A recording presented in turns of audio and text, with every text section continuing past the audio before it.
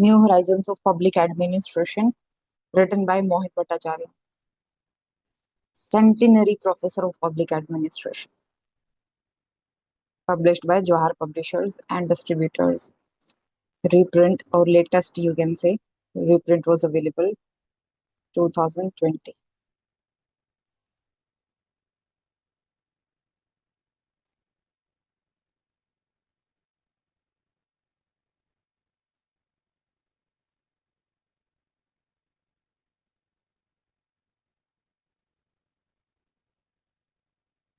Preface पढ़ते हैं थोड़ा सा, ठीक है। जो लेटेस्ट एडिशन है उसका प्रीफेस है ये कि क्या बदलाव हुआ है। ये शुरू से शुरू करते हैं, आप बताओ।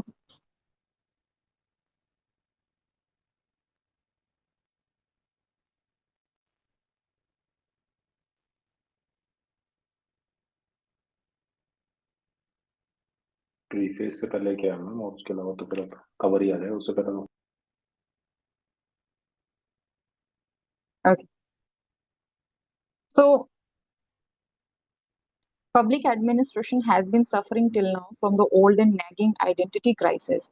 देखो यहाँ पर लैंग्वेज आपको थोड़ी सी मतलब बहुत फॉर्मल लैंग्वेज नहीं मिलेगी, ठीक है। एक स्कॉलर जिस तरीके से बुक लिखता है वो वाली लैंग्वेज मिलेगी। तो कई जगह जो फ्रेजेस होते हैं ना नॉर्मल हम डे टू डे लैंग्वेज में या इंग्लिश में जो फ्रेजेस यूज होती हैं वैसी फ्रेजेस होंगी, जैसे old and nagging identity crisis. उसको सिंपली हम ये लिख सकते हैं कि public administration has been suffering till now continuously from the identity crisis. अभी तक हम एक फिक्स नहीं कर पाए हैं। हम आपको 1930s तक का पता है, 1937 38 के बाद में आइडेंटिटी क्राइसिस हमने फेस करा। फिर हम पब्लिक एडमिनिस्ट्रेशन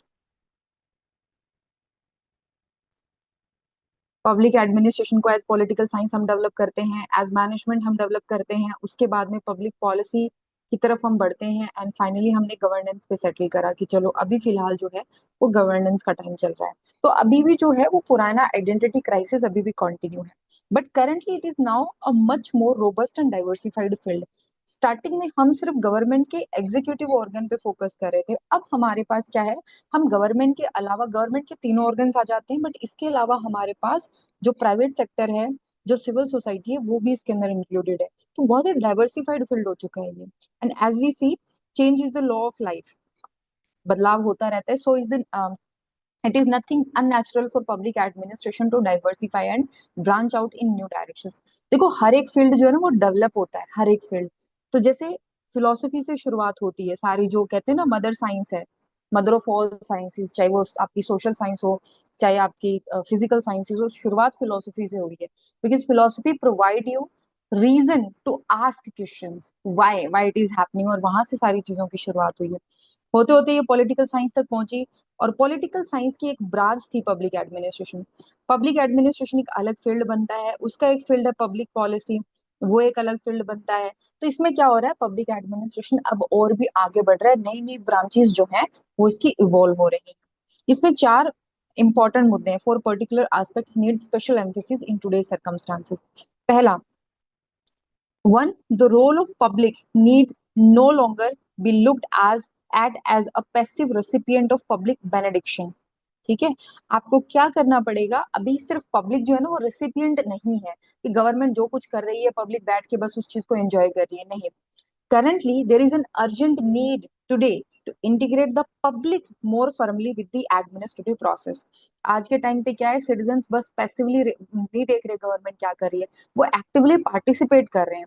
और वो एक्टिव पार्टिसिपेशन आपको जो है वो अपनी प्रोसेस में, आपकी डे टू डे लाइफ में, एडमिनिस्ट्रेशन की लाइफ में उसको इंक्लूड करना पड़ेगा आपको। तो पहली चीज तो ये हो गई, यानी कि उन एरियाज में जहां पर active role of citizenry has to be acknowledged, कि अब जो डायमेंशन बढ़ रहा है ना पब्लिक एडमिनिस्ट्रेशन का, उसमें सिटीजन्स का एक्टिव रोल आ गया है। अभी तक जो कुछ हम पढ़ रहे थे, हमने पब्लिक पॉलिसी तक पढ़ा, लेकिन जब से गवर्नेंस पैराडाइम आया ना उसके बाद से सिटीजन्स का एक इंपॉर्टेंट एंड एक्टिव रोल जो है वो पब्लिक एडमिनिस्ट्रेशन के अंदर इंक्लूड हो चुका है। ये पहला डायमेंशन है। चार एस्पेक्ट पे हमें बात कर रही है ना, पूरे बुक चार एस्पेक्ट पे बात करी है, बट पहला एस्पेक्ट क्या है कि पब्लिक एडमिनिस्ट्रेशन में जो पब्लिक है, ये कोट एंड ये होता है ना सिंगल कोट वो दिया होता है, ये होती है तथाकथित। ठीक है, उस वर्ड का डिफरेंट इंटरप्रिटेशन। अगर इस तरीके से लिखा हुआ है तो वो तो एज इट इज है, वो फॉर्मल है, वो एक्सेप्टेड है, स्टैंडर्ड है।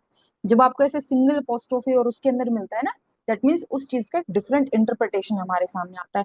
सो कॉल्ड पब्लिक, तो पब्लिक को डायरेक्टली आप पब्लिक नहीं बोल सकते। पब्लिक एडमिनिस्ट्रेशन में अभी था पब्लिक को गवर्नमेंट के तौर पे ले रहे थे, अब पब्लिक एक्चुअल में पब्लिक आ रही है, तो ये मीनिंग चेंज हुआ है। सेकंड जो चेंज है वो है technology, particularly the new information and communication technology has to be integrally connected with today's public administration. Obviously आप आज के टाइम पे कोई भी ऐसा इनिशिएटिव ले ही नहीं सकते जिसमें ई गवर्नेंस या फिर आईसीटी इन्वॉल्व ना हो, पॉसिबल ही नहीं है, चाहिए आपको। थर्ड चैलेंज है globalisation is a fact of this century as our lives everywhere are becoming increasingly connected with global level happiness. International index आ रहे हैं, ग्लोबल स्टैंडर्ड्स फॉलो किए जा रहे हैं, कंपनीज मल्टीनेशनल होती जा रही हैं, रूल्स जो है वो यूनिवर्सल होते जा रहे हैं, टारगेट्स यूनिवर्सल होते जा रहे हैं, चैलेंजेस यूनिवर्सल होते जा रहे हैं। ग्लोबलाइजेशन की वजह से आपकी इकोनॉमी, आपका जो लोकल एस्पेक्ट है वो इन्फ्लुएंस हो रहा है। तो ये नया बदलाव आ रहा है। ग्लोबलाइजेशन पब्लिक एडमिनिस्ट्रेशन की बाउंड्री को पुश कर रहा है, ठीक है, तो वो भी एक नया एस्पेक्ट है। आने वाले क्लासेस में will see impact of LPG on public administration, privatisation की वजह से, खास करके ग्लोबलाइजेशन की वजह से। ये सबसे ज्यादा क्वेश्चन पूछा जाता है ग्लोबलाइजेशन की वजह से, इवन यूपीएससी का फेवरेट टॉपिक है ग्लोबलाइजेशन। ग्लोबलाइजेशन का पब्लिक एडमिनिस्ट्रेशन पे इम्पैक्ट, ग्लोबलाइजेशन का पब्लिक सेक्टर पे इम्पैक्ट, ग्लोबलाइजेशन का पीएसयू पे इम्पैक्ट, ग्लोबलाइजेशन का डेवलपमेंट पे इम्पैक्ट, ग्लोबलाइजेशन का आपका सोसाइटी पे इम्पैक्ट, ये सारे क्वेश्चन आते हैं ग्लोबलाइजेशन पे, राइट, तो ये आपको ध्यान रखना है। नेक्स्ट है, चाहे इकोनॉमी हो, एनवायरनमेंट हो, हम ग्लोबल लेवल हैपनिंग्स और ग्लोबल लेवल जो इंसिडेंट्स होते हैं उनको देख रहे हैं। Four new facets of public administration such as disaster, corruption, social accountability need to be included as new agenda items in our academic curriculum। पहले जो थे ऐसे मुद्दे नहीं थे, आज हम पढ़ते हैं, आज हम डिजास्टर भी पब्लिक एडमिनिस्ट्रेशन का एक इंपॉर्टेंट एस्पेक्ट मानते हैं। डिजास्टर को मैनेज कौन करेगा? It's the duty of the government, it's the duty of the public administration to manage the disaster. Corruption, मैंने कहा ना, करप्शन एक बहुत बहुत डाइवर्स फील्ड है। हालांकि इसको पब्लिक एडमिनिस्ट्रेशन के दायरे में बांधना भी सही नहीं होगा। ये बहुत मतलब सोसाइटी के एंगल से, इकोनॉमी के एंगल से, हर एंगल से पढ़ा जाना चाहिए। करप्शन अपने आप में पूरा इंटरडिसिप्लिनरी फील्ड है। सोशल अकाउंटेबिलिटी, हालांकि ये फ्रेज, ये टर्म अभी तक आई नहीं है, बट सोशल अकाउंटेबिलिटी ऐसे समझिए, एक टाइम था जब अकाउंटेबिलिटी के लिए इंस्टीट्यूशंस का सहारा लिया जाता था।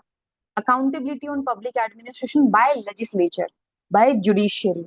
अब क्या है, आपके इंस्टीट्यूशनल ऑर्गन्स तो काम कर ही रहे हैं, अब सोशल अकाउंटेबिलिटी का एस्पेक्ट आ चुका है। ये पिछले 20-25 सालों में डेवलप हुई है चीजें। जैसे आरटीआई है, आरटीआई में एक सिंगल सिटीजन जो है वो सरकार से सवाल पूछ सकता है, सरकार को अकाउंटेबल बना सकते हैं। ठीक ऐसे ही सिटीजन चार्टर है। अब इसी में एक लेटेस्ट डेवलपमेंट हुई है, वो है आपका सोशल ऑडिट है। तो सोसाइटी क्या कर रही है, अब आपको इंस्टीट्यूशंस की जरूरत नहीं है, अब आप डायरेक्टली जो है सरकार से सवाल पूछ सकते हो। सोशल अकाउंटेबिलिटी मैकेनिज्म, तो ये जो है वो नए एजेंडा के तौर पे उभरे हैं। तो ये चार मुद्दे हैं, इन चारों मुद्दों पे ही पूरी ये बुक जो है वो आपकी मतलब बनी हुई है। पहला, पब्लिक का जो सो कॉल्ड डायमेंशन है पब्लिक, अब वो सिटीजन ओरिएंटेड होता जा रहा है। आईसीटी की वजह से नए चैलेंजेस आ रहे हैं, ग्लोबलाइजेशन की वजह से नए डायमेंशंस चेंज हो रहे हैं, एंड लास्टली कुछ नए एजेंडा जो पहले नहीं थे, ट्रेडिशनल पब्लिक एडमिनिस्ट्रेशन उनको डील नहीं करती थी, अब वो हम ओपनली कैरिकुलम के अंदर, सिलेबस के अंदर वो चीजें हम डिस्कस कर रहे हैं। So, if we have to conclude, all in all, as a dynamic field, public administration has been growing and assuming a more and more complex character, which is a sign of hope and note of crisis. तो कोई भी subject जब grow करता है ना, तो ये एक अच्छी बात है, ये कोई क्राइसिस वाली बात नहीं है। As a core book, New Horizons has been constantly updated in keeping with the dynamic nature of our field. The author expects constructive response from scholars and administrators to improve the book further in future. The author is grateful to the publisher for bringing out a quality publication in record time. तो ये जैसे ये statement है, अगर आपसे पूछ लिया जाए that the nature of public administration is changing, the scope is constantly evolving, तो आप ये बता सकते हो why it is evolving, this 4 points you can mention how it is evolving.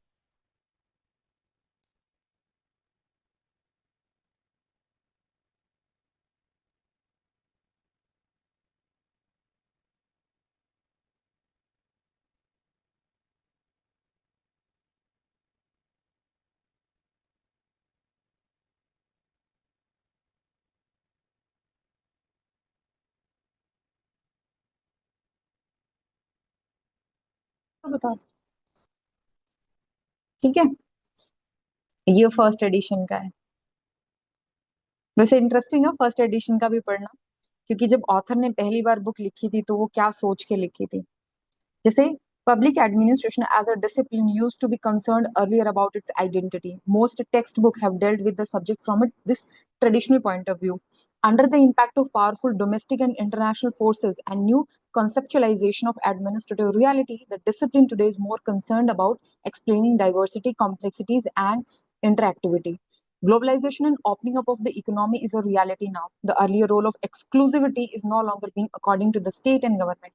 ये वही चीजें हैं जो लास्ट की 4 लाइनों में हमने पढ़ी है, कि पहले पब्लिक एडमिनिस्ट्रेशन में मोस्टली हमारी स्टडीज इसकी आइडेंटिटी को लेकर के होती थी। इसका लोकस क्या है, इसका फोकस क्या है, क्या पढ़ेंगे, कहाँ पर है, एग्जीक्यूटिव से रिलेटेड है, नई नई पॉलिसी इंप्लीमेंटेशन है, तो कहीं ना कहीं हम इसकी आइडेंटिटी तक ही सीमित थे।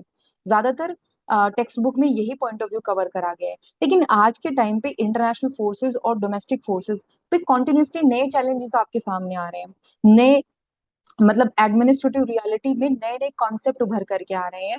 तो आज आपका डिसिप्लिन जो है, जो सब्जेक्ट है आपका, ये diversity, complexity and interactivity alone नहीं है, एक्सक्लूसिव नहीं है।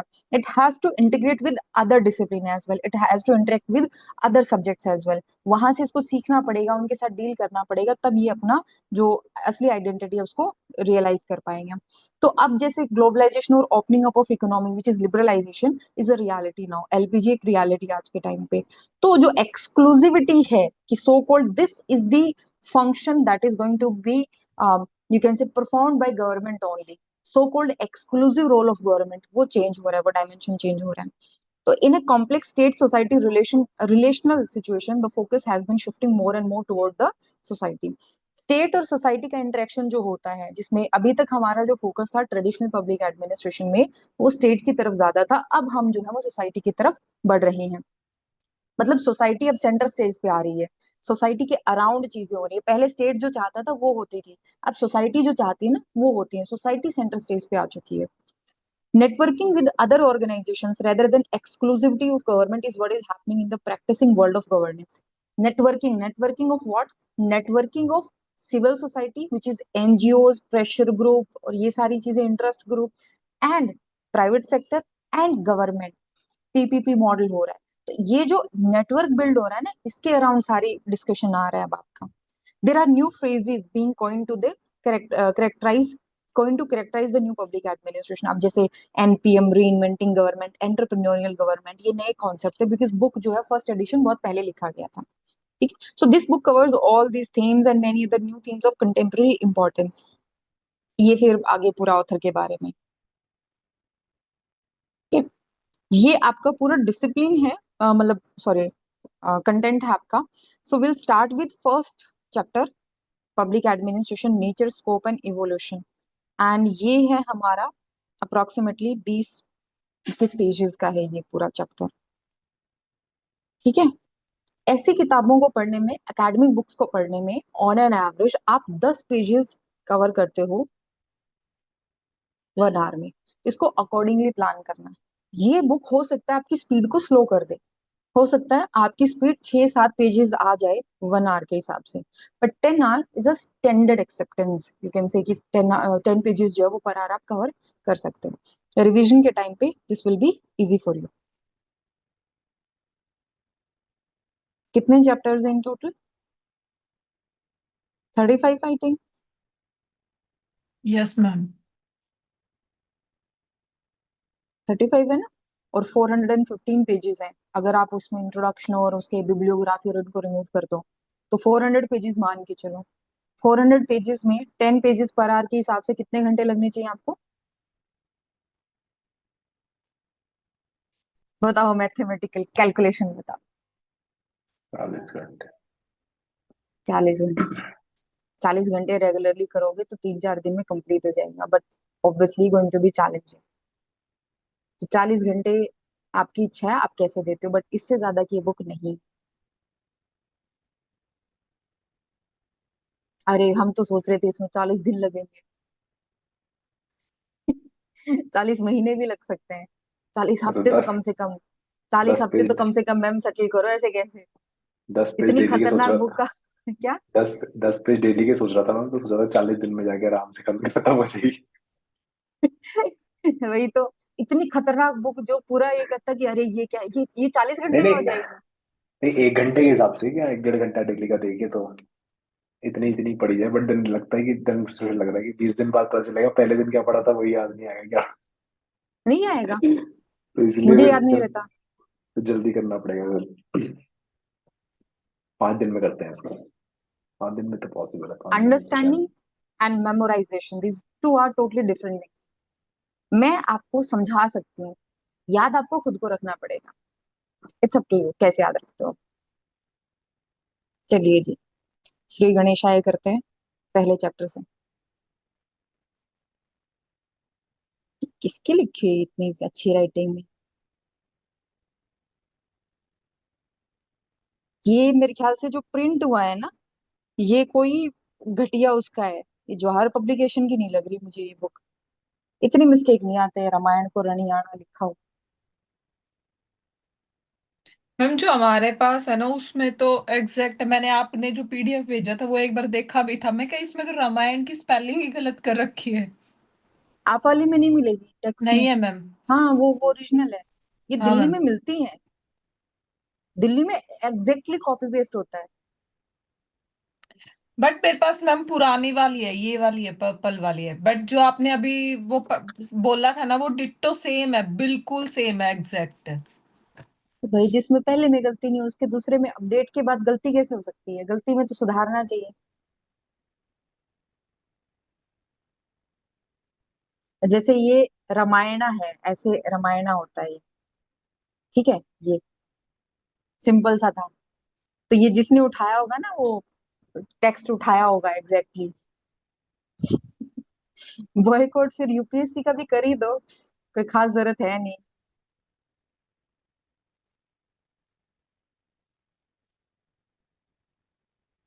शायद पर्पल वाली चल। 2019 19 वाला रीप्रिंट है। लेटेस्ट यही है, स्वच्छ भारत वाला। वो सेम है हम, 2018 19 20 तीनों रीप्रिंट ही है, वो 18 वाली मेन है, उसके बाद से रीप्रिंट ही है सर। तीन दोनों रीप्रिंट ही है। सेम है बिल्कुल, मेरे पास 18 वाली है तो वो सेम है एकदम।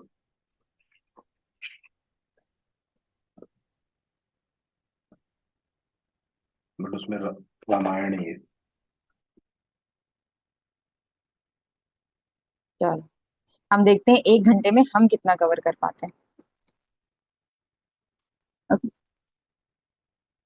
मैम मुझे तो लगता है कि आप तो पूरा ही करवा दोगे 1 घंटे में।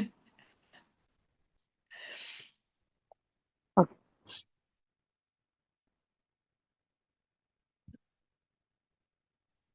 ये मैं बहुत लंबे टाइम ऐसे ना वर्ड टू वर्ड एक्सप्लेन करने वाली हूँ, बट इट इज नेसेसरी शुरुआत के कुछ टाइम में। ये मेरी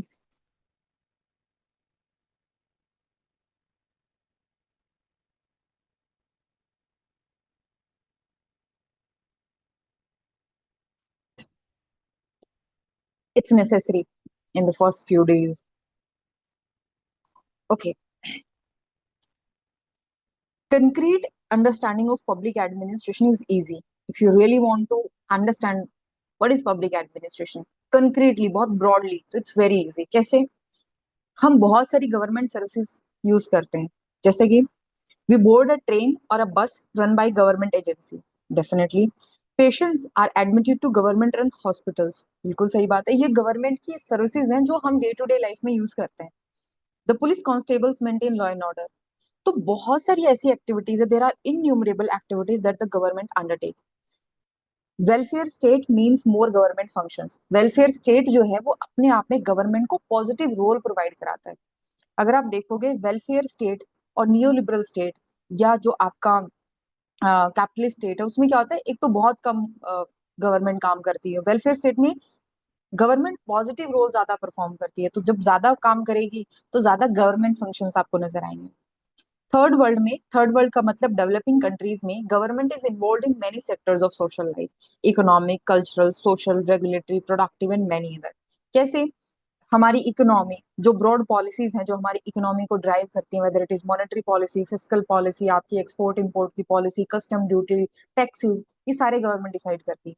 कल्चरल में आपके चाहे कल्चरल नॉर्म्स होते हैं सोसाइटी के, आपके मोस्ट ऑफ लॉज जो आपके कल्चरल नॉर्म्स को डिसाइड करते हैं गवर्नमेंट हैंडल करती है। जैसे उस दिन हम बात कर रहे थे, ये कौन सा टेम्पल था साउथ में जिसमें वुमेन की एंट्री अलाउ करी गई थी? सबरीमाला।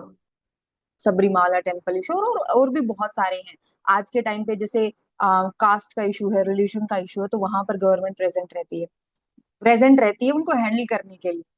ठीक है, प्लीज ऐसे मतलब गलत में मत निकालना। सोशल इश्यूज में गवर्नमेंट है, रेगुलेटरी तो है ही मेन गवर्नमेंट इशू में, गवर्नमेंट का ही काम है। प्रोडक्टिव पीएसयूज हैं और भी बहुत सारे हैं, एंड पीएसयू में प्रोडक्टिव इशू आ जाता है आपका, एंड मैनी अदर्स जैसे डिजास्टर मैनेजमेंट है। ठीक है, तो वो पूरा मैनेज करना कंट्री को, तो ये सारा गवर्नमेंट का काम है। ये क्यों जरूरी है? This has been necessary because of the management need for socio economic leadership from the government. Unlike the developed West, the third world development has basically been government led. जो डेवलप्ड कंट्रीज हैं वहां पे development अब citizens के पास है, private sector के पास है। हमारे यहाँ डेवलपमेंट गवर्नमेंट लेड है, गवर्नमेंट खुद काम करती है सारा डेवलपमेंट का। रोड बनाने हैं, बेटर आपको फैसिलिटीज देनी है, सारा गवर्नमेंट करती है। So public administration as visible public serving activity is before everyone's gaze. Public administration एक विजिबल पार्ट है गवर्नमेंट का, वो हर एक को दिखाई देता है। सरकार काम करती हुई वो पब्लिक एडमिनिस्ट्रेशन के थ्रू आपको विजिबल होती है। So it's a broad understanding, broad explanation of what public administration is. तो यहाँ पे आप लिख सकते हो, जैसे ये आपने पूरा पैराग्राफ पढ़ा, यहाँ पे आपको नहीं पता है तो मिन मतलब have a pencil and just लिख लो यहाँ पे। बहुत सारे पैराग्राफ को ऐसे इजी रहता है कि यहाँ पे it's a broad meaning of administration.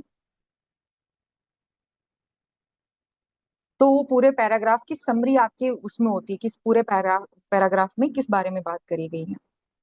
Next आता है public administration is a system of organisation and action oriented with performance of these activity. Public administration क्या है? ऑर्गेनाइजेशन, डिफरेंट ऑर्गेनाइजेशन काम कर रहे होते हैं, डिफरेंट काम कर रहे होते हैं बेसिकली, और ये सारी चीजें पब्लिक एडमिनिस्ट्रेशन के अंदर आती हैं। It can be best looked at as an instrument that is use for the realisation of goals of government. सरकार के जो गोल्स हैं उनको अचीव करने के लिए जो इंस्ट्रूमेंट है that is public administration. Just as societies have their political system and economic system, they also have the public administration system. As an aspect of government activity, public administration has been coexisting with every political system as the action part of government for the fulfillment of the objective set by the political decision maker. तो government activity के तौर पे ये हमेशा से political system के साथ रही है। आप ये यहाँ पे एक्सप्लेन कर सकते हो कि पॉलिटिक्स और एडमिनिस्ट्रेशन का रिलेशन क्या रहा। हमेशा से है, पॉलिटिक्स के एक्शन पार्ट के तौर पे इसको देखा जाता है।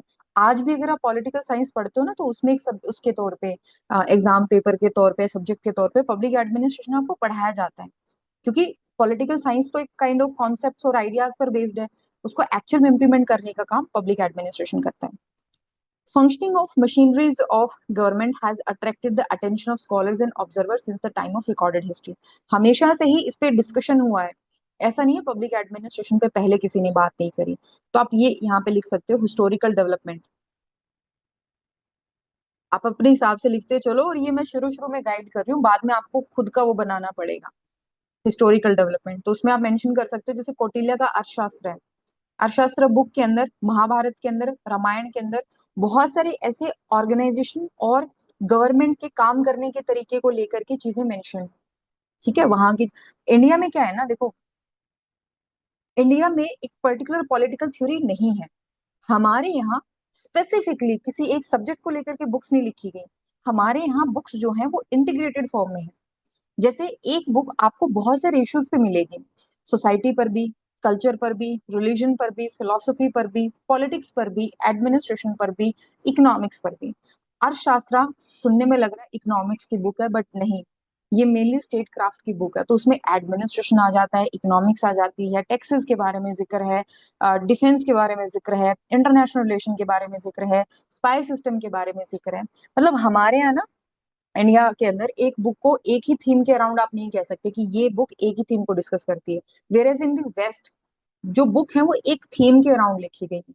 हमारे यहाँ जैसे हिस्ट्री है, हिस्ट्री आपको हमेशा इंटीग्रेटेड स्टोरी फॉर्मेट में मिलेगी, वहां पे फिलोसॉफिकल एंगल मिलेगा, कल्चर का एंगल मिलेगा, पॉलिटिकल एंगल मिलेगा। हमें छांटनी पड़ती है चीजें। It's very difficult for us to identify okay this big is this जो है वो belongs to the public administration, ये पॉलिटिकल साइंस का, ये हिस्ट्री का, ऐसा बहुत मुश्किल होता है। तो ये यही कहा गया है यहाँ पे। यहाँ पे कहा गया है कि देखो इंसाइटफुल ऑब्जर्वेशंस है उसमें, कई जगह ऐसा है जैसे महाभारत का शांति पर्व है, ठीक है, विदुर नीति है, वहां पे प्रॉपरली डिस्कशन होता है इसके ऊपर। वेस्टर्न पॉलिटिकल थॉट में एरिस्टोटल की पॉलिटिक्स है, मैकियावेली की द प्रिंस है, these are important contribution to both politics and administrative issues and ideas. Three great Greek scholars को हम जानते हैं, फिलोसोफर्स, ग्रीक फिलोसोफर, कौन बताएगा फटाफट?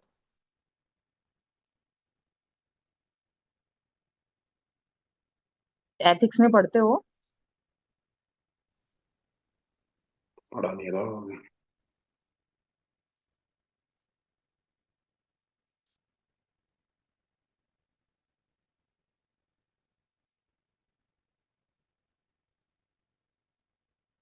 ये गुरु चेले हैं। सबसे पहले सोक्रेट्स हैं, सोक्रेट्स के डिसाइपल प्लेटो हैं, एंड प्लेटो के डिसाइपल एरिस्टोटल हैं। और एरिस्टोटल जो अलेक्जेंडर थे, अलेक्जेंडर द ग्रेट, उनके गुरु थे। ठीक है। तो ग्रीस के अंदर क्या था, मैं एक्स्ट्रा बता रही हूँ विच इज मतलब which will be helpful for you. Greek जो है ना वो सिटी स्टेट सिस्टम था। ग्रीस जो है वो आप देखोगे बहुत ही इस तरीके से बना हुआ है कि मतलब पूरा यूनाइटेड नहीं है। जो स्टेट्स है ना वो आपस में कनेक्टेड नहीं है। उस टाइम पे तो बहुत मुश्किल होता था, तो आपस में कनेक्टेड नहीं थे, इसीलिए जो सिटीज थी ना वो अपने आप में स्टेट्स के तौर पे इवॉल्व हुई। जैसे एथेंस है, ठीक है, तो वो अपने आप में एज ए स्टेट डेवलप हुए। तो यहाँ पर क्या था, एक स्टेट था जिसमें वहां पे डेमोक्रेसी थी। अगर आप एंशियंट डेमोक्रेसी की बात करोगे ना तो आपको मिल जाएगा, गूगल फैक्ट वो है ये, जीके फैक्ट आपको। तो वहां पर सोक्रेट्स, प्लेटो एंड एरिस्टोटल जो है वो मतलब काम करते हैं एक तरीके से, उसमें इवॉल्व होते हैं। अलेक्जेंडर को तो जानते हो ना? सोक्रेट्स, प्लेटो एंड एरिस्टोटल ये फिलोसफी और पॉलिटिकल साइंस और मोस्टली साइंस उनसे रिलेटेड है। Socrates, Plato and Aristotle. सोक्रेट्स को जहर दे के मारा गया था।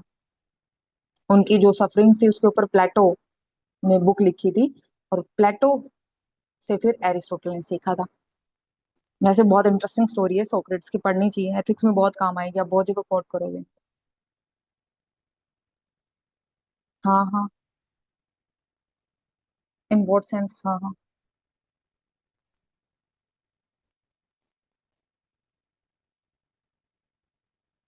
ठीक है।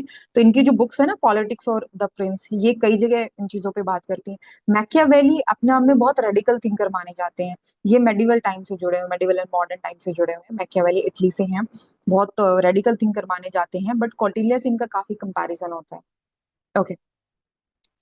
So, as a field of systematic study, public administration cannot, however, claim a long history. As a field of study, इसकी ज्यादा लंबी हिस्ट्री नहीं है. In the 18th century, the German scholar in Western Europe felt interested in this branch of academic inquiry. ये मैंने आपको बताया था. यहाँ पे कैमरलिस्ट ग्रुप की बात हो रही है. कैमरलिस्ट कौन थे? जर्मन स्कॉलर्स थे जो वहां पे उन ऑफिसर्स को ट्रेनिंग देने के लिए कोर्सेज डेवलप कर रहे थे, तो उस टाइम पे उन्होंने एडमिनिस्ट्रेटिव साइंस स्टडी करना स्टार्ट करी. अब क्या है, दो great system of public administration develop हुए थे वेस्ट में। अमेरिका की अभी तक हम बात नहीं कर रहे हैं, हम ओवरऑल बात कर रहे हैं। जो आपका यूरोप में और आपका अमेरिका में, हम दोनों को एक साथ लेकर के चल रहे हैं। दो डेवलप होते हैं, एक है एंग्लो अमेरिकन और दूसरा है French. Okay. Anglo American and French, और एलडी वाइट इसको कहते हैं कि यहाँ पर क्या है, एंग्लो अमेरिकन और फ्रेंच में क्या सिस्टम, फ्रेंच जो है वो ज्यादातर जो नेपोलियन प्रिंसिपल्स थे ना, नेपोलियनिक आइडियाज थे, उनके अराउंड है। एंग्लो अमेरिकन जो ट्रेडिशनल हम पढ़ते हैं वो ज्यादातर एंग्लो अमेरिकन के,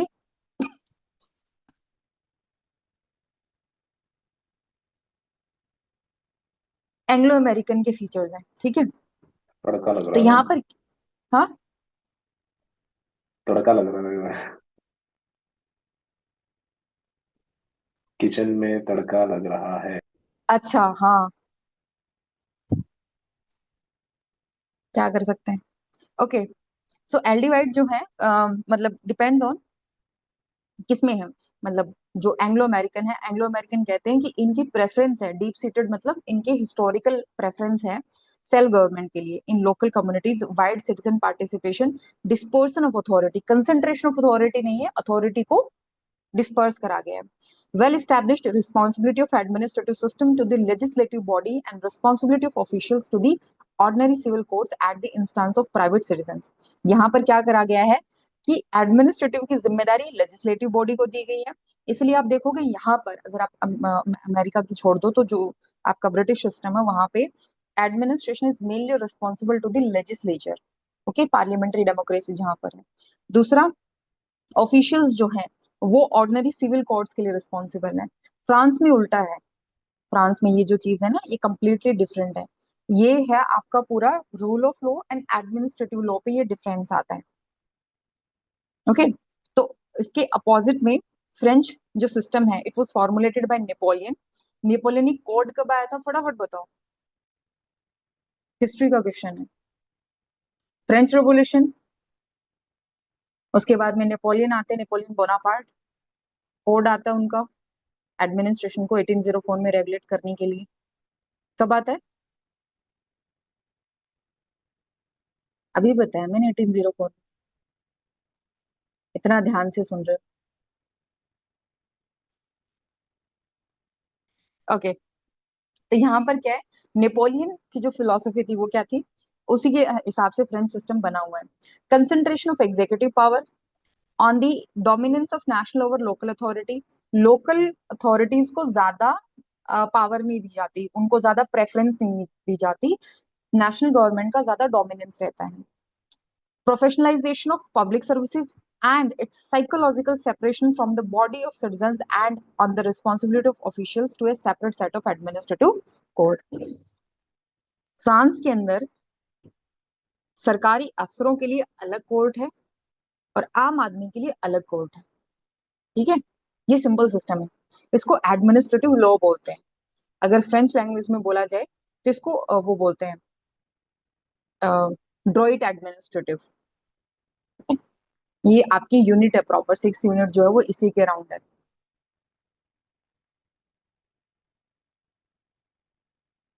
इसीलिए कहा जाता है कि इसमें आपको बेसिक नॉलेज होनी चाहिए, पहले बेसिक कॉन्सेप्ट्स आपके क्लियर होने चाहिए। So despite such sharp contrast, the two systems have come much closer over the years with the democratic and industrial change in the West in recent times. ठीक है, with the growing importance of government in the wake of expanding public functions, public administration has become highly complex and more specialized. The need for better management of public affairs through scientific studies and analysis of government working and for training of public employees was voiced by practitioners and academics alike। क्या जरूरत थी, हमें public resources को ढंग से manage करना है, public के लिए जो काम हो रहे हैं उन एक्टिविटीज को ढंग से मैनेज करना है। फॉर दैट हमें गवर्नमेंट के काम करने के तरीके को साइंटिफिक स्टडी करना पड़ेगा, जो पब्लिक एम्प्लॉयज हैं उनको ट्रेन करना पड़ेगा। और ये नीड, ये जरूरत जो प्रैक्टिशनर्स थे, एडमिनिस्ट्रेटर्स थे, साथ में जो एकेडमिशियंस थे, उन दोनों के द्वारा महसूस करी गई। लेकिन इसकी शुरुआत यूएस में होती है। This was more keenly felt although the German started administrative analysis much earlier in practical terms। बहुत पहले हो चुका है ये जर्मनी, मतलब ये कह सकते हैं कि वुड्रो विल्सन से काफी पहले जर्मनी जो है वो एडमिनिस्ट्रेटिव साइंस डेवलप करने पे लगी हुई थी। But an essay by Woodrow Wilson published in 1887 is considered to be the symbolic harbinger of fairly autonomous inquiry। वहां से शुरुआत होती है वुड्रो विल्सन के ऐसे से। तो वुड्रो विल्सन का एक बहुत ही फेवरेट आप कह सकते हो मेमोरेबल कमेंट है, वो कहते हैं कि there should be science of administration which shall seek to straighten the path of government to make its business less unbusinesslike। 4 points बताए थे ना मैंने, साइंस ऑफ एडमिनिस्ट्रेशन होना चाहिए, लेस अनबिजनेस लाइक होनी चाहिए, कंपैरेटिव स्टडी होनी चाहिए। 4th पॉइंट क्या था, कौन बताए? बहुत फेमस पॉइंट है वुड्रो विल्सन का। डाइकोटमी। एग्जैक्टली, डाइकॉटमी होनी चाहिए। ठीक है, to strengthen the and purify its organization to crown its duties and dutifulness। याद रखने की वैसे जरूरत नहीं है। तो वुड्रो विल्सन ने यही बोला था, advocacy of science of administration, emphasis on special nature of administration. तो इसको पॉलिटिक्स से अलग करना, it's nothing but the dichotomy. apparent predilection for private or business administration, less unbusiness-like, and prompt initiative for comparative study of administration. वही आ गए ना चार चीजें, यहाँ पे आप लिख सकते हो, science of administration, dichotomy, less unbusinesslike and comparative study. ये चार चीजों पे फोकस करा था वुड्रो विल्सन ने। आर्टिकल का नाम था the science of administration, it is considered as the foundation essay for the field, was written at a time, कब लिखा गया था ये, लेट 19th सेंचुरी में, जब जो पब्लिक एडमिनिस्ट्रेशन का टॉपिक था was established as a profession and an academic study. क्या जरूरत थी वुड्रो विल्सन को लिखने की? Because at that point of time the need was to eliminate corruption, improve efficiency and streamline service delivery system in pursuit of public interest। 1880s में reformers का एक reaction आता है against abuses at all level, जो authority का resources का misuse हो रहा था उसके खिलाफ, सिटी लेवल पे, स्टेट लेवल पे और नेशनल गवर्नमेंट लेवल पे। और उनमें से एक पर्सन थे reformer Woodrow Wilson.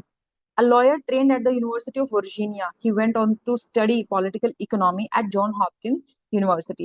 His interest was simply designing government and policies. तो ये जो चीज है ये विल्सन के बारे में एक्सप्लेन करते हैं।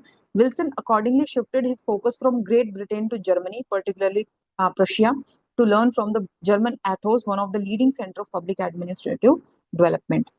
ओके तो विल्सन जाते हैं यूरोप में, वो फ्रांस और यहाँ का पूरा सिस्टम देखते हैं, लेकिन जर्मनी में जिस प्रकार की डेवलपमेंट हो रही थी वो काफी इंस्पायर करती है वुड्रो विल्सन को, और वुड्रो विल्सन आकर के फिर अपनी कंट्री में कहते हैं कि यहाँ पे साइंटिफिक डेवलपमेंट होनी चाहिए। सही जा रहे हैं हम?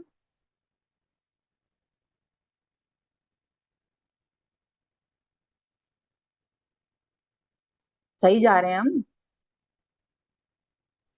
Yes ji ma'am. Ji.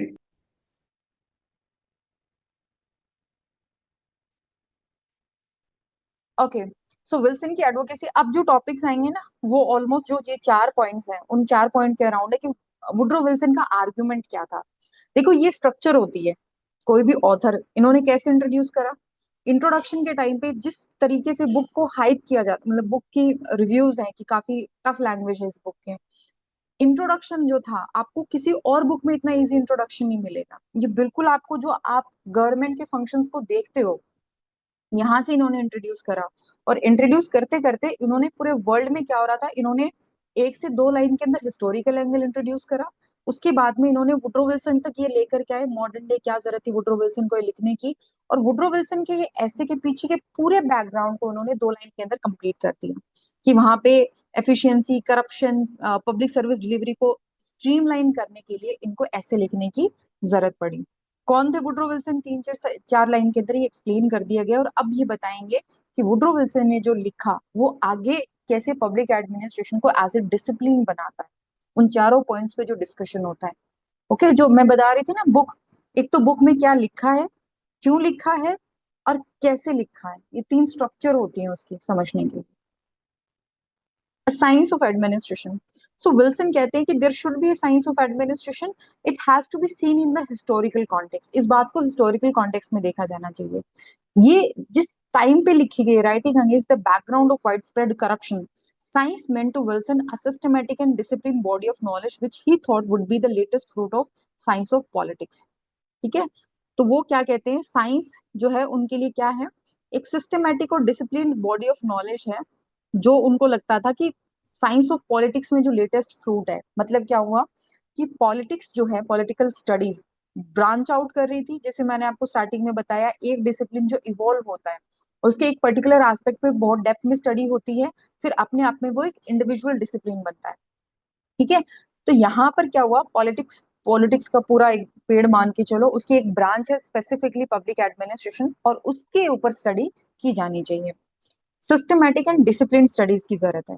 Also he was critical of the fact that American administrative practice was devoid of any scientific method, तो वो कहते हैं कि हमारे यहाँ कोई साइंटिफिक मैथड नहीं यूज किया जा रहा है। By contrast he thought administrative science was well developed in Europe in the hands of French and German academies academics, तो जर्मन और फ्रेंच लोगों ने काफी डेवलपमेंट इसमें करी है। इसके लिए वो एक बात कहते हैं कि European governments in his view were independent of popular assent, मतलब पॉपुलर असेंट क्या होती है?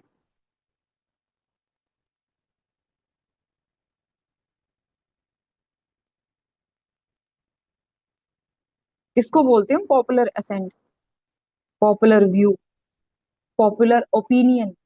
मैम असेंट, अच्छा हाँ, मतलब असेंट तो यही होता है ना, किसी चीज को अग्री करना तो या। पॉपुलर ओपिनियन किसके कॉन्टेक्स्ट में हम बोलते हैं?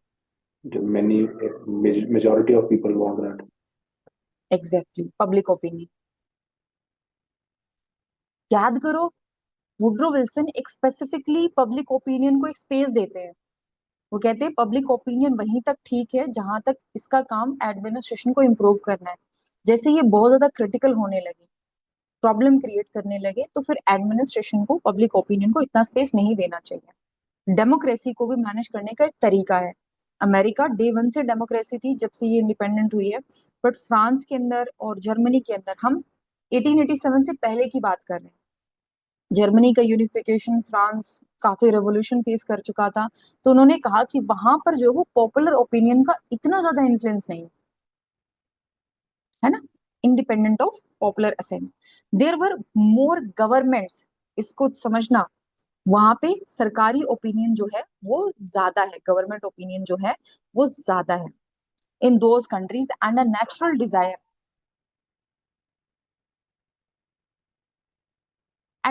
Dzire, to discover newer principles of administration. America में एक इतनी स्लो ग्रोथ क्यों होती है साइंस ऑफ एडमिनिस्ट्रेशन की? विल्सन के हिसाब से वो है the reigning concept of popular sovereignty, यानी the multitudinous voice called public opinion. Why we were not able to develop a science of administration in America, Wilson says कि it is because of the public opinion। और वो कहते हैं कि more important than the arid debate on constitutional principles was the need for the systematic analysis of administration leading to the development of science of administration।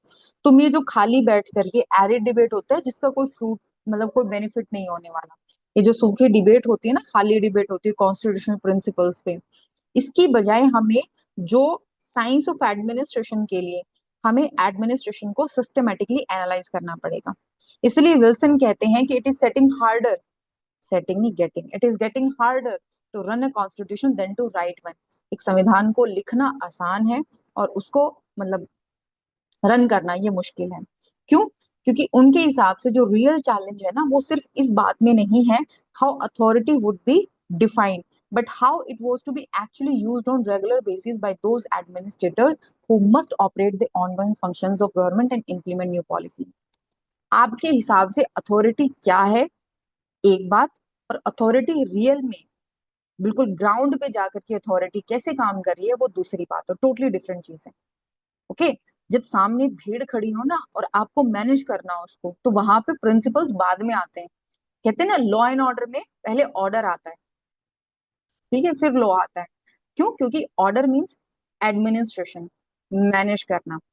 Manage कर लोगे, जब शांति व्यवस्था हो जाएगी तो वहां पे डेवलपमेंट हो सकती है, ये फर्स्ट क्राइटेरिया होता है। तो हमेशा ग्राउंड रियलिटी पे जा करके, ग्राउंड पे जा करके सिचुएशन को हैंडल करना it's always difficult than discussion on the great ideals of your constitution. तो ये समझ में आया, साइंस ऑफ एडमिनिस्ट्रेशन पे इन्होंने 2 पॉइंट उठाए हैं। कंक्लूड कर सकते हैं हम कौन कौन से पॉइंट उठाए हैं? पहला, इन्होंने पॉपुलर ओपिनियन की इंपॉर्टेंस बताई है। दूसरी, इन्होंने एडमिनिस्ट्रेशन की स्टडी की इंपॉर्टेंस बताई है। ठीक है, importance of administrative study.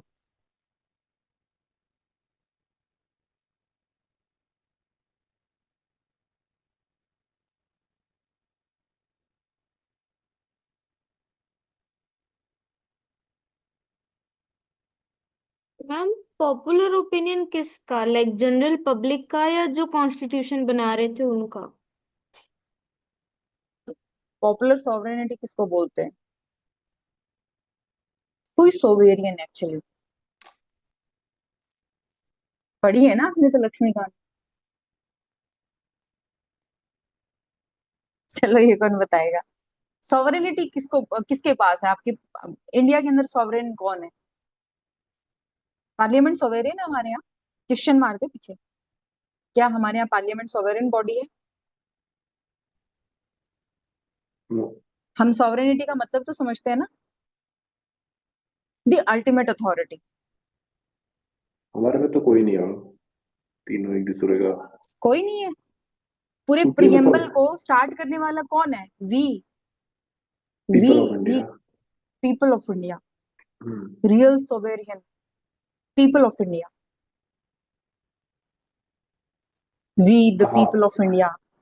In that sense आप कह सकते हो, बट इन अदरवाइज अगर नॉट आप, ओनली दैट सेंस, सोवेरियन जो सोवेरियन मीनिंग है ना वो पब्लिक के लिए यूज किया जाता है इंडिया के वैसे तो अंदर। पब्लिक है, नहीं हाँ, नहीं, पब्लिक के लिए यूज किया जाता है, बट लेकिन अगर आप सुप्रीम रूलर की बात करो, जैसे जो सुप्रीम लीडर है, ठीक है, पीपल ऑफ तो है ही, लेकिन अगर आप जैसे एग्जीक्यूटिव, लेजिस्लेचर और जुडिशरी में बात करो, तो फिर तीनों में से तो, उन तीनों में से तो कोई भी नहीं है ना, उन तीनों को तो पीपल तो सिर्फ लेजिस्लेशन ही करता है ना, उसके कोई बाद नहीं है। एग्जीक्यूटिव और, कोई नहीं है हमारे यहाँ सुप्रीम अथॉरिटी जिसको मतलब ऐसे सेंटर पे, चाहे बेशक वो कहने के लिए हो, बट हमारे यहाँ है जिसको हम प्रेसिडेंट फर्स्ट कह लो, पर्सन बोलते हैं। प्रेसिडेंट कह लो, हाँ, ठीक है। बट सॉवरेनिटी का मतलब होता है पॉपुलर सॉवरेनिटी, या पॉपुलर असेंट का मतलब होता है public opinion. Hmm.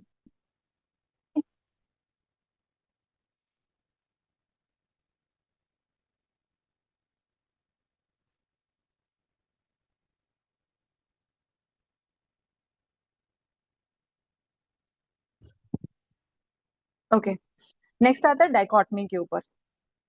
So when Wilson said the administration was removed from the hurry and strife of politics, the stress was to carve out an untarnished field essential for proper and efficient management of government business. जब उन्होंने ये कहा था ना कि politics की भागदौड़ से अलग है, तो इनका मतलब क्या था? क्या वहां पे पॉलिटिकल कंसिडरेशन नहीं कंसिडर की जाती? नहीं, इनका काम है गवर्नमेंट को ढंग से मैनेज करना, proper and efficient management of government business. उनका जो ऑब्जेक्टिव था वो बहुत ही क्लियर था, बट उनकी जो स्टेटमेंट है वो बहुत ही नाइव लगती है, मतलब बचकानी बच्चों जैसी उनकी स्टेटमेंट हो सकती है कि कैसे वो रिमूव फ्रॉम द हारियन स्ट्राइक, बट जो वो कहना चाहते थे ना वो अपने ऑब्जेक्टिव्स को लेकर के काफी क्लियर थे।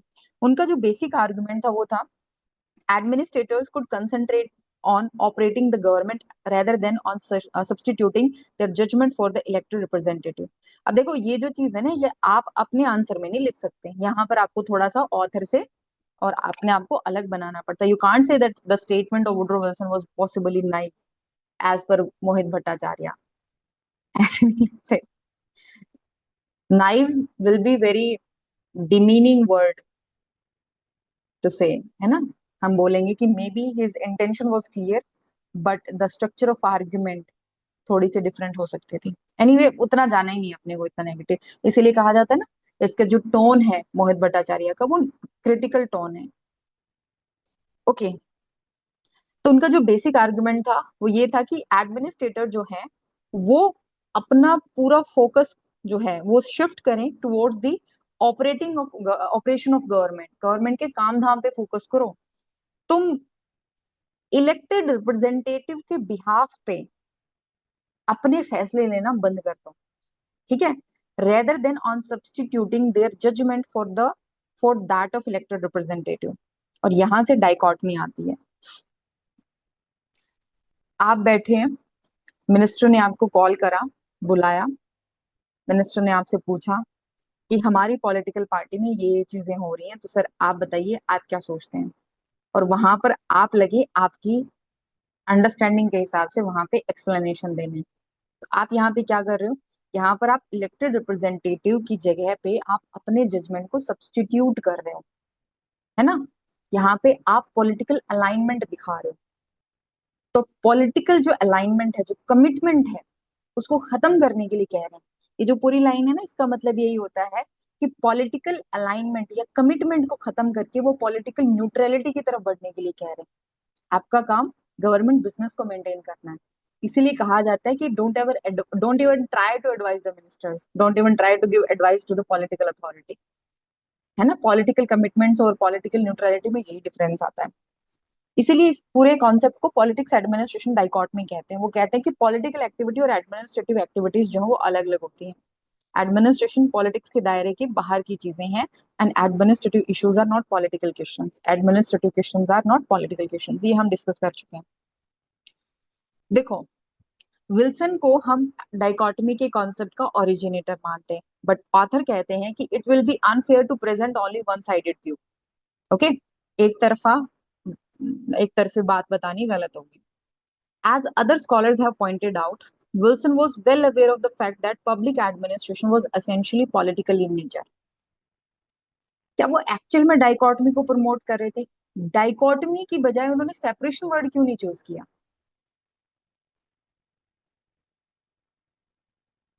उन्होंने डिफरेंट वर्ड क्यों नहीं चूज किया? Why dichotomy? डाइकोटमी एक पर्टिकुलर सेंस में यूज होती है।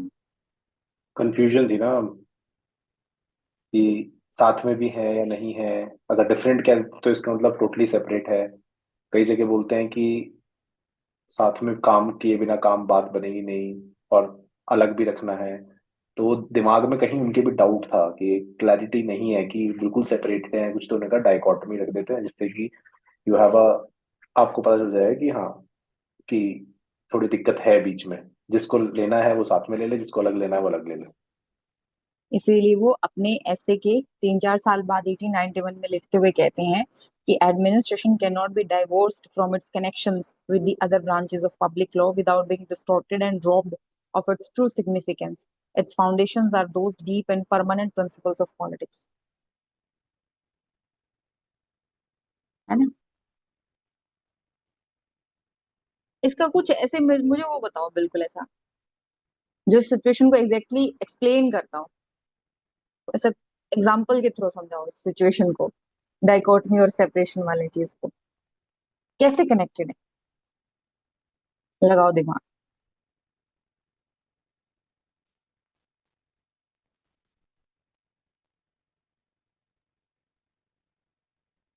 रोमा का घुटना मुझे यहाँ तक क्लियर दिख रहा है, विजिबल। बताओ भाई। Policy execution is linked with policy formulation. थोड़ा ऐसे आम आदमी वाली भाषा में समझाओ कि they are separate but not exactly separate, ऐसे मैम कुछ देखो देखो सिचुएशन देखो जैसी सिचुएशन हो रही है ना, तो वैसा वाला देखो, एक्सप्लेन करो। प्रैक्टिकलिटी में बात करें तो देखो, प्रैक्टिकलिटी तो ये है कि अगर किसी, फॉर दैट मैटर किसी एमएलए को अगर, या एमपी कहो, चलो एमएलए तो लेजिस्लेचर वाले हो गए, अगर पार्लियामेंट में कुछ पास करना है, ऐसा नहीं हो सकता कि सारे एमपीज बैठ के कुछ डिसाइड करें और उनके बीच में कोई सेक्रेटरी ना हो जो उन्हें गाइड ना करे। एक बेसिक बेसिक अंडरस्टैंडिंग जो उन्हें एक रूल पोजीशन ना बताए। इवन पार्लियामेंट्री अफेयर्स मिनिस्टर एक अलग से सेपरेटली रहता है, वो जब भी कुछ पास भी करते हैं, जैसे येलो पेपर दिए जाते हैं या रेड, जो प्रीवियसली क्वेश्चन दिए जाते हैं ना, एक एक हफ्ते का टाइम दिया जाता है क्वेश्चन पूछने के लिए पार्लियामेंट में, फिर उसके बाद वो पेपर्स पुट अप करते हैं, तो बहुत ही रेयर ऐसा होता है कि बीच में, मतलब आप ये कह सकते हो कि साठ गांठ कह लो, या हिंदी वर्ड साठ गांठ कह लो, या वैसे आप कह लो कि they work in conjunction with each other. Separated तो नहीं है, किसी भी तरीके से सेपरेटेड नहीं है। अगर सेपरेटेड होते तो अन्नामलाई आईपीएस बनने के बाद बीजेपी के तमिलनाडु के चीफ वो ना बनते। ये अकेले नहीं है, उसके अलावा ऐसे बहुत लोग हैं। Again I am not saying कि पॉजिटिव नेगेटिव, या मैं उस कंटेक्स्ट में बात नहीं कर रहा, but they are together. But कुछ जगह जो टुगेदर अगर वो साथ में नहीं है, तो कुछ ना कुछ फ्रिक्शन जनरेट होता है। क्योंकि अगर आपका दिमाग में, अगर किसी ब्यूरोक्रेट के दिमाग में जरा सा भी कुछ डाउट रहता है, तो finally they can be, again बहुत बहुत डिबेट है इसमें, मैं कहूंगा कि मैं वो चीज क्लैरिटी नहीं बोलूंगा, but then they are together, they have to be together. आप उनको अलग नहीं कर सकते। मतलब वो they are same, they are not separate. चाहे आप जितना मर्जी बोल दो, but they are together and together only. किसी भी कोई भी पॉलिसी बनती है, कुछ भी बनता है, तो they are consulted, they because they are the one on ground who know the rules and regulations. उनको ये पता है कि एक्चुअल में क्या लिखा है, लिखित में क्या है। अगर कॉन्स्टिट्यूशन में क्या लिखा है, तो बहुत, चाहे स्पीच में आप जितना मर्जी बोल लो, स्पीच चाहे जैसे मर्जी बोल दो, या पार्लियामेंट में जो भी डिबेट्स होती हैं उसमें कुछ कुछ भी बोल लो, but then many, I'm not saying many people are learned also, मैं ऐसा नहीं कह रहा कि many MPs are not learned, they are learned also, but then still they are together। वो साथ है, वो सब साथ में ही हो रहा है, कोई तो डाइकोटमी वाली तो कोई बात नहीं है, but they are together only. Good. इसका कुछ ऐसे सिंपल समझा सकते हो किसी वस्तु के माध्यम से कि ये चीज है, तो ऐसा एग्जाम्पल यशिका बताएगी, इसने अभी अभी नेट का एग्जाम दिया। मैम मैं समझी नहीं कैसे, मतलब ऐसे इनएनिमेट मेड ऑब्जेक्ट्स के थ्रू बताओ या कैसे, कोई सिचुएशन बता क्रिएट दो, कर दो अपने आप? कोई सिचुएशन क्रिएट कर दो, चाहे इनएनिमेट ऑब्जेक्ट्स के थ्रू बता दो, चाहे रियल लाइफ एग्जांपल के थ्रू बता दो, अप टू यू। जैसे don't give me mummy papa administrative दोनों एग्जांपल। अलग हैं, लेकिन पापा से अलग पूछना पड़ता है, मम्मी से अलग, लेकिन अल्टीमेटली चलेगी मम्मी की, उन्होंने मना कर दिया बाहर नहीं जाना तो नहीं जाना है।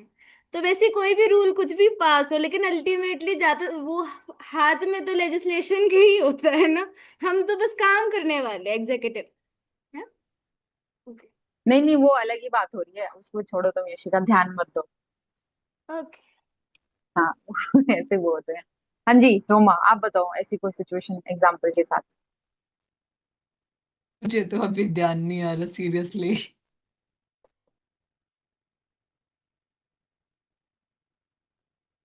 इतने वेटरन स्कॉलर होकर के इतने सा ध्यान। एडमिनिस्ट्रेशन एंड पॉलिटिक्स, जितना मैं समझ पाई हूँ, they are like the leaves and stem of a tree, both have different functions but both are together. ठीक है, एक पेड़ के तने और पत्तियों जैसा रिलेशनशिप है उनका। अगर मैं बिल्कुल इसको फॉर्मल टर्म्स में कहूँ, तो पॉलिटिक्स और एडमिनिस्ट्रेशन एक मामले में, या कह सकते हैं कि जो सिचुएशन है, जो उनके गोल्स हैं, वो हमेशा सेम रहने वाले हैं। अगर आपके यहाँ किसी डिस्ट्रिक्ट के अंदर दंगे भड़के हुए हैं, तो एडमिनिस्ट्रेशन का फोकस भी उन दंगों को सॉल्व करना है, और पॉलिटिक्स का काम भी उन दंगों को सॉल्व करना है। ठीक है, जुडिशरी का काम भी सोसाइटी में प्रोग्रेस लेकर के आना है, एडमिनिस्ट्रेशन का काम भी सोसाइटी में प्रोग्रेस लेकर के आना है, और सबका मतलब ऑब्जेक्टिव जो है ना वो सेम होता है।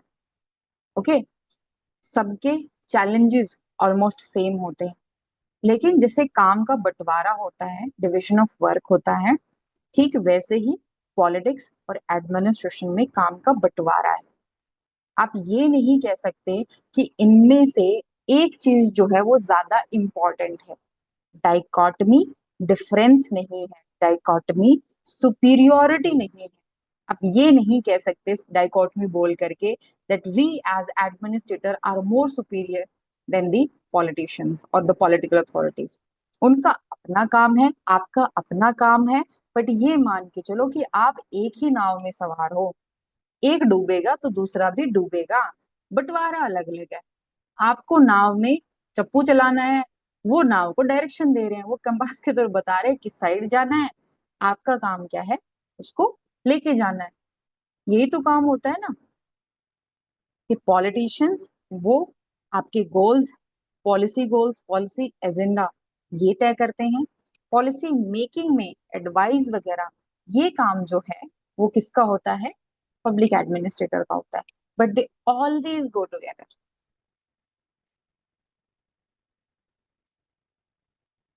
अच्छा एग्जाम्पल है ना, याद रखना, कहीं किसी न किसी दिन कहीं ना कहीं ये यूज करेगी। सुनो सुनो, तुमको समझ नहीं आता डाइकोटमी क्या है, मेरे को पता है डाइकोटमी ऐसे होती है डाइकोटमी। डाइकोटमस वर्ड जो है ना वो बायोलॉजी में यूज किया जाता है, वैसे तो इसका और भी काफी मीनिंग है, बट जैसे चना होता है ना, कोई ऐसे फॉरेनर तो नहीं अपने यहाँ जो चने को ना समझे। ठीक है, चना और गेहूं, उनके सीड्स को अगर आप लोगे ना, अगर तोड़ोगे बीच में से, तो चना जो होता है ना वो टोटली सेपरेट हो जाता है, वो दो हिस्सों में बराबर बढ़ जाएगा, है ना, बहुत क्लीन कट होगा वो। गेहूं को अगर आप बीच में से तोड़ोगे ना, तो ऐसे वो क्लीन कट टूटता नहीं है। ओके, तो हम चने के जो सीड होता है ना, उसके लिए हम कहते हैं कि इट्स अ डाइकोटमस सीड। दोनों डिफरेंट है, दोनों अलग अलग हैं, लेकिन दोनों आपस में एक साथ हैं। ओके, उस सेंस में इसको यूज किया जाता है। ये दोनों एक साथ हैं, एक नाव पे सवार हैं, एक जैसे चैलेंजेस हैं, फिर भी डिफरेंट है। आज के लिए इतना बहुत है, अगला तो खुद कर ही लोगे, कल मुझे समझाओगे पब्लिक एडमिनिस्ट्रेशन और मैनेजमेंट और बिजनेस एडमिनिस्ट्रेशन क्या है। कितना पढ़ के आना मैं बता देती हूँ, यहाँ तक। अच्छा, पब्लिक इंटरेस्ट वाला तो कल ही डिस्कस किया अपन ने, ये तो करना पड़ेगा आपको, यहाँ तक करके। इवोल्यूशन ऑफ पब्लिक एडमिनिस्ट्रेशन से पहले, बाकी कल करना है इवोल्यूशन का। ठीक है, तो हम इस वीकेंड पे हम करेंगे एनपीए तक complete. Minnowbrook third, Minnowbrook fourth, Minnowbrook fourth थोड़ी ना हुई है, 2018 में होने वाली है, 2028 में होने वाली है। तो हम करेंगे इसको कवर यहाँ तक इस हफ्ते, पेज नंबर 18 तक। आप चाहे खुद पढ़ लो, इच्छा है आपकी, या मैं कवर कराऊं आगे।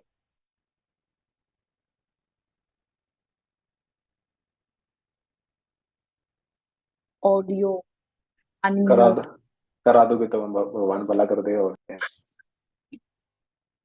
भले फोन से भगवान 2 किले फालतू मेरे नाम करवा देगा।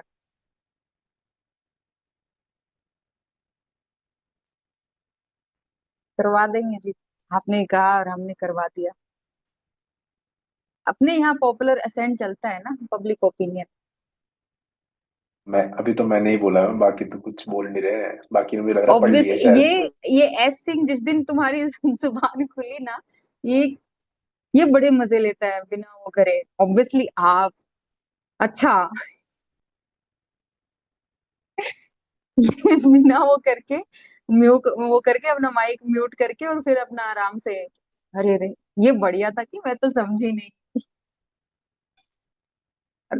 I can't speak. अच्छा चलो, ओके। तो यहाँ तक डाइकोटमी तक पढ़ के, डाइकोटमी वाला तो ऑलमोस्ट हो गया है। अ, जो चीजें मैंने बताई हैं, वुड्रो विल्सन तो खुद कवर कर ही सकते हो, बट कल मैं कवर करा दूंगी उसको।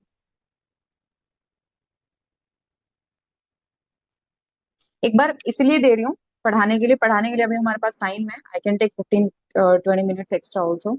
बट अभी तक हमने जो पढ़ा है ना, उससे आपको काफी आइडिया हो जाएगा। अगर आपको पढ़ते टाइम कोई दिक्कत आएगी को समझने में, तो कल आप पूछ सकते हो, है ना। अगर मैं टास्क नहीं दूंगी तो फिर